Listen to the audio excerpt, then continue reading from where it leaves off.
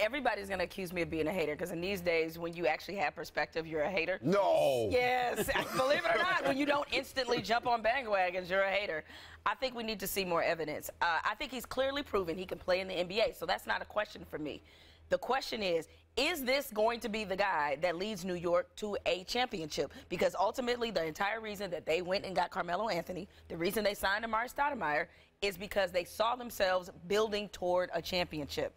And the missing piece was supposed to be point guard. Right now, we've seen him completely beat up on a lot of bad teams. And I know he has the Lakers win to his credit, but, you know, let's be honest, they have a slow perimeter. So a lot of point guards can take advantage of that.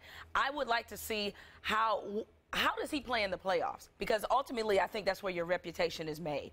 What does he do in a 7-game series when he's higher up on the scouting report and guys are understanding now how to play him, how does he respond when people are playing him for his weaknesses? These are questions I don't think that have been answered yet. And, of course, the Carmelo question. I think they'll work fine together, but when you have a league that is vastly turning to one dominated by point guards, you have to ask yourself, is Jeremy Lin going to be the soldier we're taking to this particular battle? And I just don't know. I do. He's the long-term answer for the Knicks at point guard. From Mike D'Antoni, I've seen enough to know. They can win a title with him. He doesn't have to carry them to a title. Exactly. He can still lead them at the point guard position to a title. That's what Carmelo and Amari and Tyson Chandler, J.R. Smith, that's what those guys are there for, to carry this load. He's perfect for this system. I've seen a guy who's unselfish, who, as I've said, has galvanized his team, who's energized his team, who's infected it with the sense of unselfishness, who shares the basketball. This is a guy that they can build with, not around, but build and win with. I'm convinced that he's a long-term answer for this team. Yeah. Where he is. Yeah, there's two things about it. First of all, yes, he doesn't have to carry them to a championship. He has to do his job. Yep. And he, with guys that, you know, Carmelo wasn't there, Amari wasn't there, did his job and did it darn well. Okay? So he can just slot in, play the point guard, which is critical for this system, but he has the skills to do that. The second thing is he has gotten so much better from when he was a rookie until this year, and it's obvious now that he's gotten his chance. There's no reason to believe that he won't continue to get better. You've seen guys in the league all the time improve specific skills, improve their all-around game. LeBron just improved his post game in one summer just like that. Yep. So Jeremy Lin can continue to get better. He's got the turnover problems, okay? He's averaged, what, 6 turnovers a game since he started starting? You know who used to lead the league or regularly leads the league in turnovers or is at the top of the league in turnovers? Right now? Steve Nash. Yeah. Always at the top. Anybody who handles the ball that much and is responsible for that much is going to turn the ball over. I mean, so those will drop. And it'll be part of his improvement. So eventually, he can be the long-term answer. If they don't need another superstar. They have Amari Stoudemire. They have Carmelo Anthony. Tyson Chandler's a solid. They just is he the missing piece?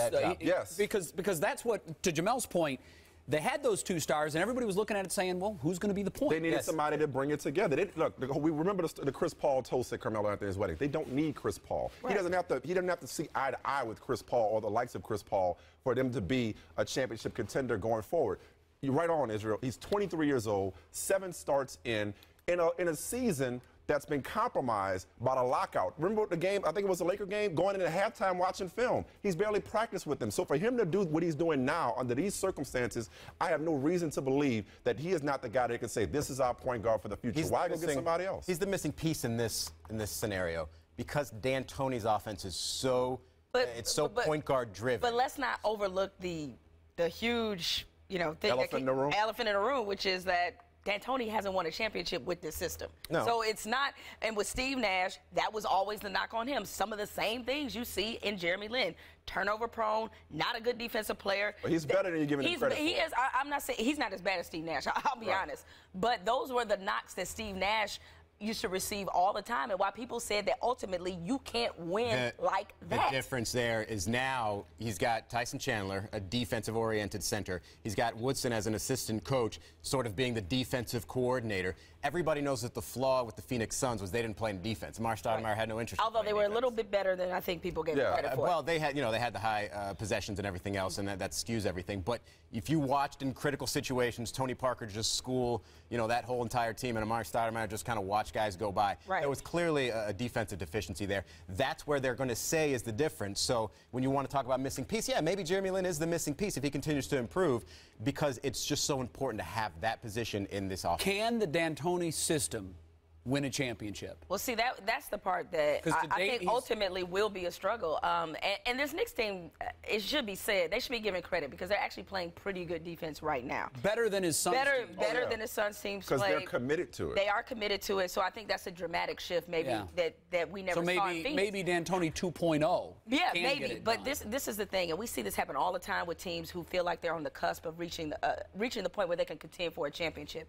Sometimes it's little tweaks that are made in terms of how matchups are. And if you look at the East and the matchups, he's got to go through Derrick Rose. And I know he doesn't have to beat Derrick Rose, but if they're going through matchups all the time where the point guard for that other team can exploit what he doesn't do well, then you have to ask yourself, well, how much of a long-term solution can he be? I'm not saying he's not. I'm just saying I can't judge him until I see him in a situation where, again, he becomes a focal. The next 12 games are going to be a nice yardstick. The next 12 games, absolutely. Do me this favor, Jamal. I told you about this earlier. Read this article from Neil Payne, Basketball Reference. You telling me to go to the library? I'm telling you, no, because you know I like numbers. I'm a little bit of a nerd. I like numbers. Really, Mike? We brought up Steve Nash, okay?